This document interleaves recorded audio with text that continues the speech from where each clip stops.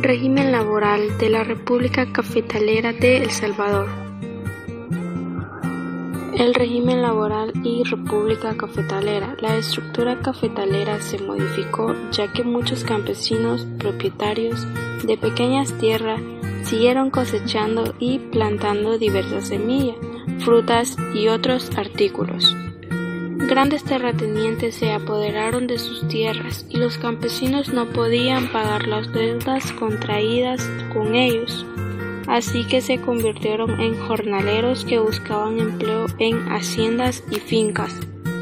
Otros se convirtieron en colonos o peones a cambio de una porción de parcela que el propietario les otorgaba para que ellos ahí pudieran cosechar vegetales, que era algo poco que les ayudaba a sobrevivir todo el año.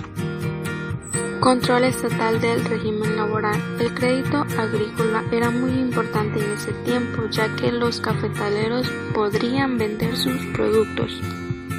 En 1931 se plasmaron los intereses de los cafetaleros en las leyes, que se empezó a compartir el poder de los militares. Cuando el gobierno vio que el café empezó a dar beneficio económico al país, se dictaron leyes que fortalecerían las cosechas o estos cultivos y a todas estas personas. Los jueces, los alcaldes y los comisionados cantonales jugaron un papel muy importante para tener el control de las personas que trabajaban en esas fincas y así poder tener todo bajo control. En 1912 se creó la Guardia Nacional para contrarrestar los conflictos entre los campesinos y los terratenientes. La gran influencia ejercida por los cafetaleros limitaba a ver a otros productos que el país cosechaba o exportaba. Resultados de la República Cafetalera. A inicios del siglo XX se consideraba que una quinta parte del país estaba cultivada por el café. Santa Ana, La Libertad y Usulután eran los 3 departamentos en los que se tenía más cosecha y distribución del café. La distribución del café había aumentado, coronándose en el primer lugar de exportación del país. Es por ello que el país comenzó así una nueva etapa, ya que inició muchos proyectos como construcciones de carreteras y los proyectos hoy en día plasmados como la de los puertos de la Libertad. La República Cafetalera de El Salvador se remonta en el siglo XIX, en la cual se iniciaba el cultivo por el café. Para ello, los gobiernos incentivaban con exonerar a los que sembraban y produjeran el grano de oro. El modelo agroexportador. El modelo agroexportador estuvo basado en monocultivos de El Salvador, como el añís, el café y otros productos agrícolas. Un país pobre, pequeño, débil y aislado, dedicado exclusivamente a la agricultura de subsistencia. El Salvador, como república, nació muy ligada al café. En estos tiempos es cuando la exportación de productos agrícolas iba tomando fuerza hasta convertirse en un modelo económico. Condiciones y hechos que contribuyeron a la conformación del modelo agroexportador en El Salvador bajo la perspectiva del trabajo. Dentro de las condiciones y hechos que contribuyeron al modelo agroexportador podemos mencionar que en los años entre 1800 a 1888 se aportaba la materia prima a otros países del exterior, y con esto la economía de El Salvador tuvo un crecimiento económico excelente.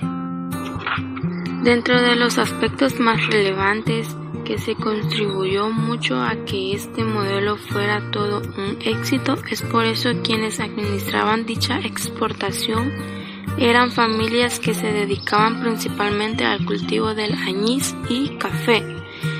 El agro era manejado por familias de poder y esta fue la primera causa de la desigualdad. Los agroexportadores cafetaleros generaron el mayor volumen de las exportaciones y controlaron la producción y los beneficios del café. ¿Cómo contribuyeron e impactaron en la población salvadoreña 1930 a 1932? Contribuyeron estableciendo una pequeña reforma agraria impulsada en aquel entonces por el gobierno, ya que había detectado que la exportación estaba establecida solo en unas pocas familias. Esta reforma fracasó y causó un levantamiento de campesinos en 1932, quienes volvieron a presentarse abiertamente así para contribuir en la inversión extranjera, del cual era el sostén para la base económica del país. Algunos historiadores fijan el periodo de introducción del cultivo del café a El Salvador entre los años 1779 y 1796. Según la historia, las primeras plantas que se encontraron en los terrenos de dos campesinos de Ahuachapán, quienes a su vez habían obtenido la semilla en Guatemala. Hay varias teorías sobre la llegada del café a El Salvador. Una dice que la planta del café llegó al país procedente del país de Brasil, a través de las rutas de Colombia, Costa Rica y las islas del Caribe. El profesor brasileño incentivó la producción del café hacia el año 1840 a su hacienda La Esperanza, ubicada en las afueras de San Salvador. Otras de las fuentes manifiestan que el café se cultivó en El Salvador en el año 1846, bajo el mandato del presidente Eugenio Aguilar. Conclusiones. El café es una planta silvestre domesticada en una provincia de Utopía. Según arqueológicos, fue desde allí donde se expandió a varias regiones de Europa y posteriormente hasta América. En el caso de El Salvador se afirma que esta planta pudo llegar procedentes a las Antillas a través de Costa Rica.